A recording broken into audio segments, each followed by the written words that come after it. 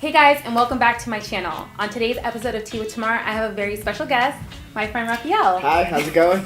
On today's episode of Tea with Thamarr, well, first off, we're not drinking tea, we're drinking La Croix. La Croix. So on today's episode, we're going to be talking about relationships and how we can maintain our peace, our power, and our perspective when dealing with people, whether it's people in the workplace, romantic relationships, friendships. So if you're interested in hanging out with us as we talk about this, please keep watching.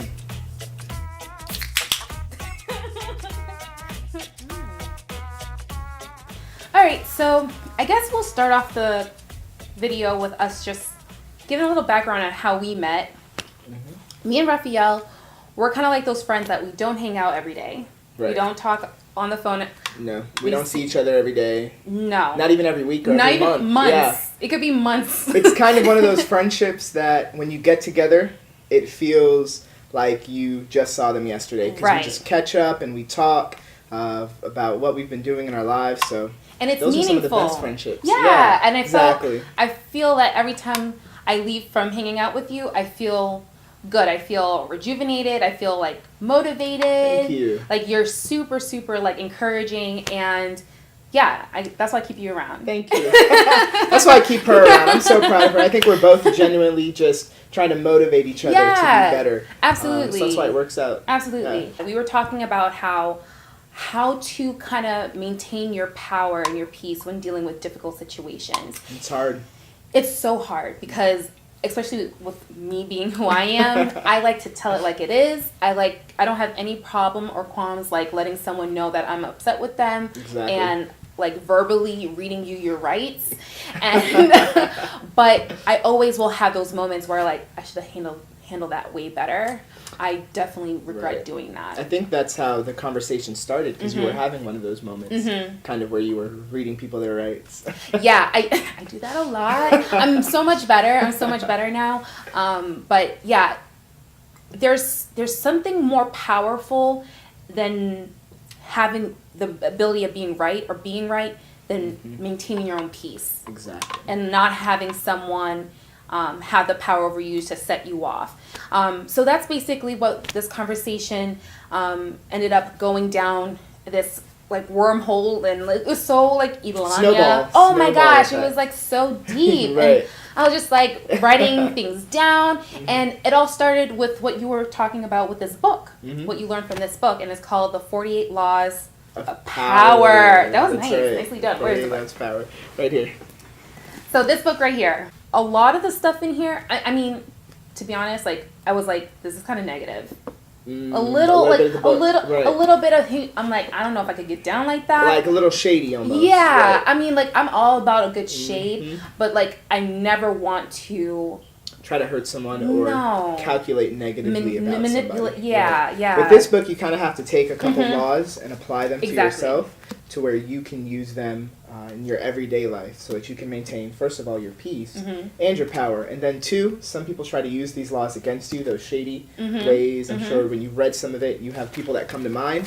So you know how they work. So you're able to then beat them to the punch. Exactly. So I love that what you said about taking away, because everything, I feel like even with this video, not everyone might get it or like, Thamarr, Rafael, what are you talking about? Sit down. We are sitting down, first of all.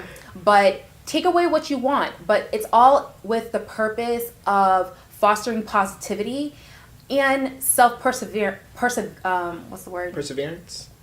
Preservation. Self-preservation. Self-preservation. Okay. Yes. I went to school. But yeah, self-preservation. Because no matter what's going on in our world and everyone else, we can't control that. We can only control how we react and what we do. And so let's talk about some of our favorite laws. Let's get into it. So everybody wants to be successful. And, you know, whether it's, like you said, in your relationship, at work, in your friendship, everybody wants success. And how you get there is by keeping your power. So yeah, we have some favorite laws, right? That we want to go over. Definitely. I highlighted a couple. Yeah. Always say less than necessary. That's one of my favorite ones too. Woo! Because I'm a talker, guys. I like I was saying, I read people's rights. I'm so good at it. I mean, like, people would like call me over to situations I wasn't even involved in because of my skill at verbally destroying you. And that's not the. I mean, I don't want to be known for that. Like, Right. I want to be someone. I want someone to come to me because, like, Thamarr's super encouraging. So Thamarr's like, I feel super motivated after I talk to her. I don't want people to be like scared of me or Right. like afraid to express themselves. So this is law number 4, and it says, when you are trying to impress people with words, the more you say, the more common you appear, and the less in control. Even if you are saying something banal, it will seem original if you make it vague, open-minded, and sphinx-like. This is my favorite part. Mm-hmm. Powerful people impress and intimidate by saying less. The more you say, the more likely you are to say something foolish. Exactly. And I was foolish. Acting like that, I mean, like, you think in the moment you're winning, but you're not really winning. You're looking stupid. Nope, not You're at all. like, you're just like, this person is a hothead, they're out of control. You have more of your power back by not letting someone see that you're bothered by them, or Right. like they affected you that much. Don't give someone that much power or claim over you. Right, exactly. Or sometimes you may not know all the facts. So the person who speaks first and speaks the most will end up looking stupid in the end. So if you stay quiet and kind of keep most of your thoughts to yourself and only speak when necessary, it goes a long way. And that's especially in the workplace. So you may see a lot of things going bad where you work. You may have a lot of complaints. Don't be the one that's always speaking up. Don't be the one that's always bringing up the negative things or talking about what Harry, Mary, and Sally did. Kind of keep that to yourself and be a little bit more calculated with your words. You will look so much wiser if you do. My favorite law is law number 9. Oh, I have that it highlighted. yeah, that's a good one. Yeah. So it's win through your actions, never through argument. Yes. So basically, like you said, Mm-hmm. walk the walk and talk the talk. Mm-hmm. A momentary triumph you think you've gained through an argument is really a short-lived victory. Yes. The resentment and ill will that you'll stir up is stronger and lasts longer than any momentary change of opinion. It's much more powerful to get people to agree with you through your actions without saying a word. Demonstrate, do not say it verbally. It's so true, and you think of people like immediately. Like I thought of a person who can Right. apply that, but I was taking a second back and like, okay, how can I apply this to How can myself? I apply it? Because it's not Exactly. just about the other person, because like you're losing the information when you don't apply it to yourself. So Thamarr, how can you demonstrate instead of explicate? How can I show my truth without having to say a word? That is Exactly. so powerful. It's very powerful. And you know what? Especially, I relate a lot of things to the workplace. So what I do on a daily basis is I manage people. I love managing people. I love building relationships. And so a lot of this I use with my employees. So one thing that actually my dad always told me, so he said to dad's advice. He said, if you are not part of the solution, then you are the problem. Ooh. So for me, this is back to someone who at work, or you may be this person, really think about it, that always brings up problems, but do you have a solution to them? Solutions. Can you work through and demonstrate with your actions a solution? Because if you can't walk the walk and talk the talk, then you don't even need to bring it up at all. Bye. To the left. Exactly. To the left. I absolutely agree. Yeah, mine is actually law number 10. Okay. I really like this law. So, infection, avoid the unhappy and the unlucky. So you can die from someone else's misery. Emotional states are as infectious as diseases. That is insane. How many times Woo! have you been around somebody and just their vibe that they give you, their emotional state has completely drained you? Yeah. And you walk away from the conversation, from the interaction, just feeling like a different person almost. Yeah. So sometimes we have to be strong enough to say that someone else's emotional state is not good for ours. And we have to, just like a disease, sometimes people are infected. Would you go to someone's house who's sick? You would kind of stay away from them until they get better. Why? Because you don't want to get sick. Right. So it's the same thing with that infectious disease mindset. Someone that is always complaining, always talking negatively, you have to avoid them because you'll get that same mindset. That goes back to that self-preservation. Mm-hmm. You have to keep your peace, your mentality, your health, because it can be so destructive. Exactly. Destructive, that's a great word. Yeah, and I remember having a friend, like, in college who was I was such a good friend to her, Mm-hmm. and in return, I wasn't expecting something in return, but it just, when I needed her, she was never there, you know? And I was starting to get resentful, and, like, it just started to snowball. And the thing is, I saw these things long before they manifested themselves into particular situations. I saw how she dealt with other people. I saw how she talked to other people. I saw her interactions. I saw her truth. Right. But I kind of, like, held our friendship and her up on a pedestal because she's my friend. Like, she would never do me like that. Right. Guess it happened. Oh, it happened.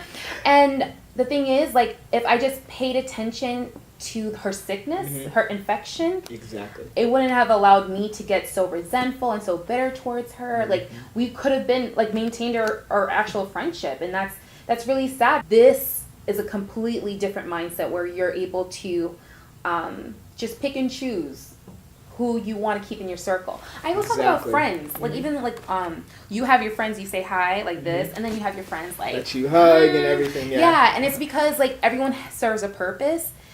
Don't let their infection their infect negativity you. on life, exactly. Yeah, exactly. But, you know, it's just the opposite. You want to hang out with people who have, who build you up, who motivate you, you know, just like we promote each other. Yeah. How we build up each other. And that happens naturally only if you're aware of it.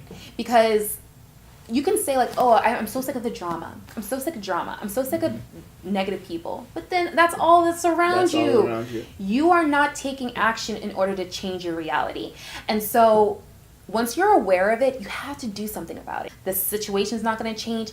I have to change. Exactly. I have to change my perspective. And it changed everything. But if I just stayed there complaining about it, nothing was going to change, and I was just going to get more miserable and more miserable. Exactly. And I mean, we're relating it back to kind of a workplace and career. When you are at work, you have, you know, everyone knows you have those coworkers that just love to talk negative about anything that's happening on your job or in their personal life. They just like to talk negative. I had to make a conscious decision not to hang around with those type of people, not to be associated with them, because they were going to block me from seeing the good in maybe the position in the job. And it actually helped me out, because not being associated with them and thinking with or hanging out with those that thought above what we were doing led me to a lot of different promotions. Right, so a law that your I favorite really one? liked, hold on. Okay, this is number 18. Do not build fortresses to protect yourself. Isolation is dangerous.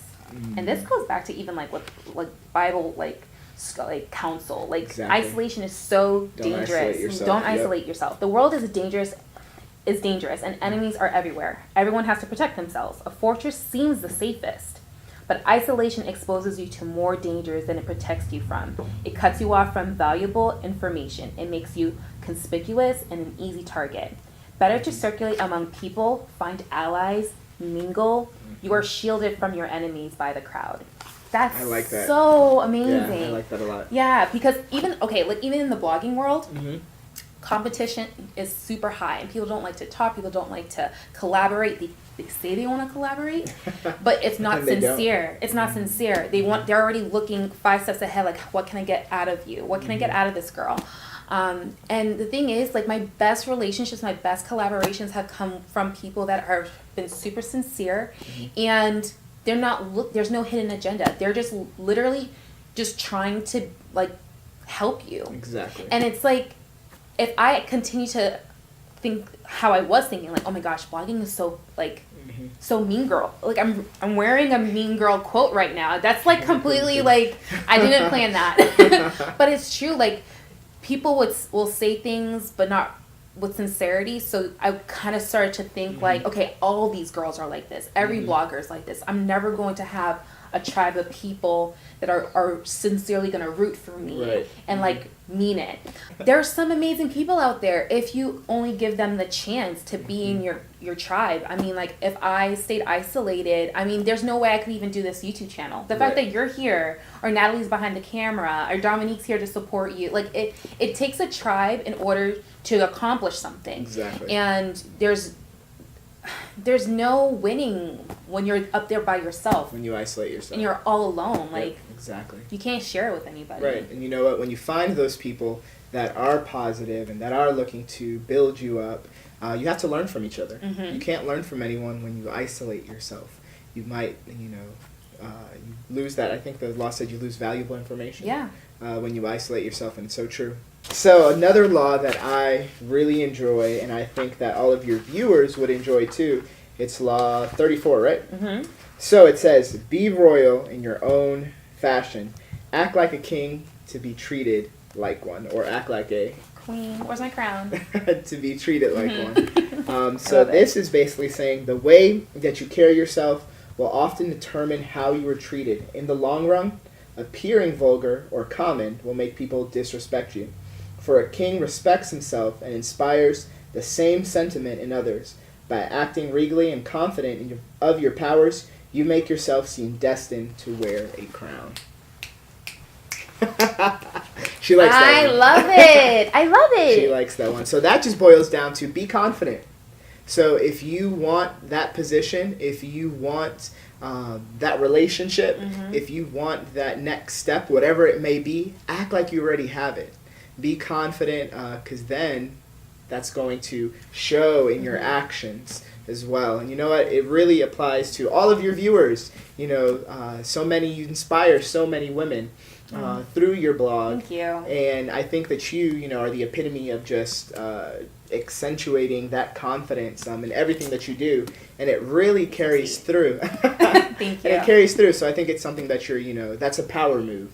Absolutely. And you have to let it be known this is not something negative, being confident. If you go into it already winning, like there's nothing that person can do like to make you feel like a loser, because you already won. You already won this game. So there's no competition. You are so powerful with your confidence. That's when I tell women, like, don't let anyone shame you in being confident, because a lot of people would shame me because I guess I don't look like someone who should be confident. And people would always ask me, how did you get so confident? Why are you so confident? Girl, because I am. You don't ask Rihanna why she's confident. You don't ask Beyonce why she's confident. They're just confident, amazing. Look at what they do. Look what they're able to just breathe when they walk into a room. That's an like untangible, unspoken like aura of confidence. Right. And any one of you can possess that if you just own it. If you own it. Own it. And you know what I really like? It starts with affirmations. Yes, I love affirmations. I just started doing them a couple of months ago. I've been doing them for a long time. So, you tell yourself that you can. I can do this. I can ace this interview. Okay, there's a couple of questions I did want to ask you. Sure. It's great to talk about the laws, but how do we apply it to our personal experiences? Can you share a personal experience where one of these laws that you shared came into good use and like you were able to implement them? There was a time when I first moved to Jacksonville. I actually moved here. I had no kind of plans. It was kind of quick the way that I moved here. And I started at this particular job of mine, and it was an entry-level job. And working there, I knew that I wanted to do more, and I knew that I could do more.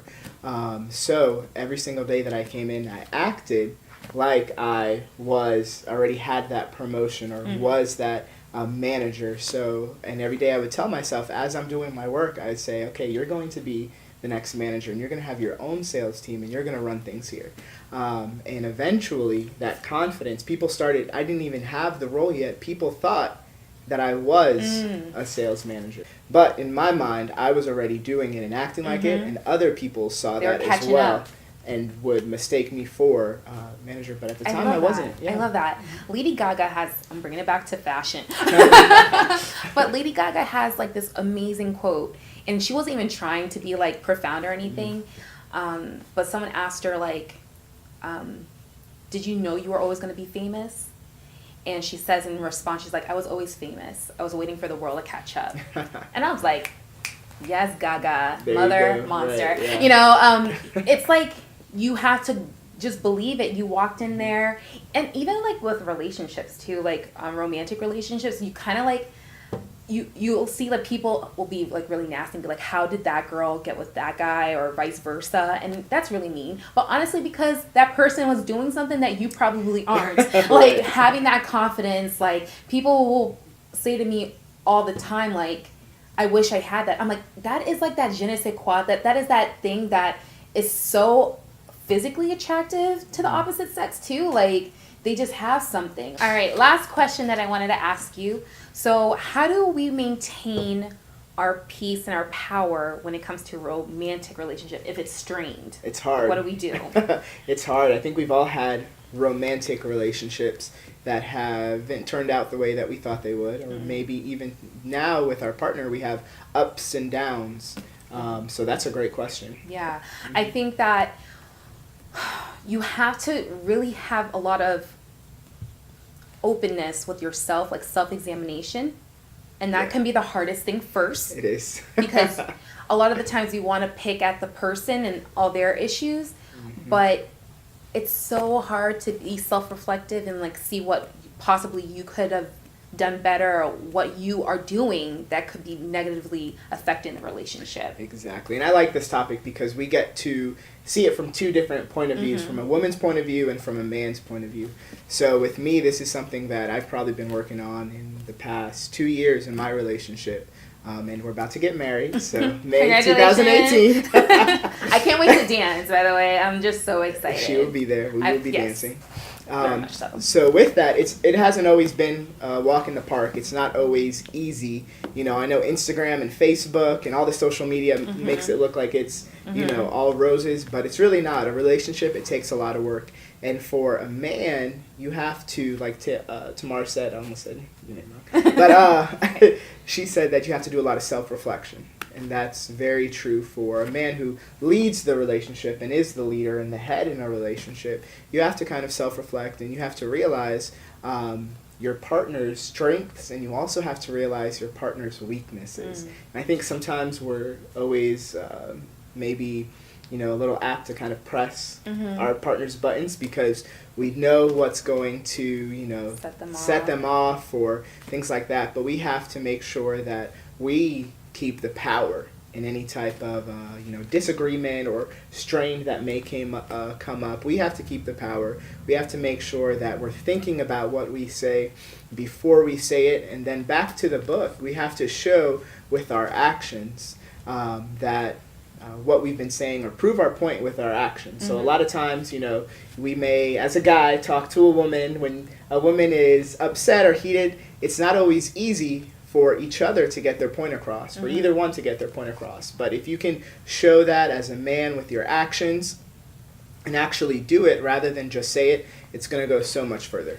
Anytime a guy comes into my life, I want to make sure that they're the cherry on top. They're not the sundae, you know? And I'm very clear about that. What I'm learning as a person is a little bit different because it's not just, I'm not in a relationship right now, but what I can make sure I bring to my next one is to yield. And there's power in yielding, and there's power in not just going off and saying every single thing that's on your mind. Because I'm perpetually single, and because I have that knack of just like saying verbal, like reading the rights. It can be very hurtful, and I don't mean to be hurtful, but I know I can be. Right. So slowing down, thinking, and yielding. If everyone treats each other as superior to you, like, you're going to maintain the peace and love and compassion and empathy in a relationship. If I'm always looking to make sure that you're okay, and that person's always looking to make sure I'm okay, we're going to be okay. Exactly. I mean, it's not going to be perfect. You know, no one's perfect. But if you're constantly trying you're succeeding. You're winning. Right. Keep trying. Don't just be like, I can't change him. This is how I am. He can't change me. And this is just how it's going to be. Keeping the power. Keeping yourself happy. And just know at the end of the day, you're not going to be perfect. Nobody is perfect. We're all going to make mistakes. But if you can, at the end of the day, be happy with the person that you're with, that's what it's all about in the end. Absolutely. Rafael, thank you so much. Thank you. I appreciate it. This was a lot of fun. This was a lot of fun. Yeah, I had so much fun with you here on the couch and talking about this. And I always feel better and feel good after hanging out with you. It's like a breath of fresh air. Exactly. And we have our... Oh, yes. We've been talking... La Croix. Yeah, it's a French thing. Sponsor her. Yes, please. Thank you so much for being here. Thank you guys for watching. If you haven't joined the Musings of a Curvy Lady family, I don't know what's stopping you. What's stopping that? I don't know. Hit that button. Subscribe. Please subscribe. And make sure that you watch my next video that will be somewhere on the screen. Natalie will take care of that. Probably be covering my face right now. Oh no. It's like right there. Right there. And please keep out for the next one. I hope to do more videos like this. If you like them, please let me know in the comments. But until then, I'll see you in my next one. And stay lovely. Bye. Bye.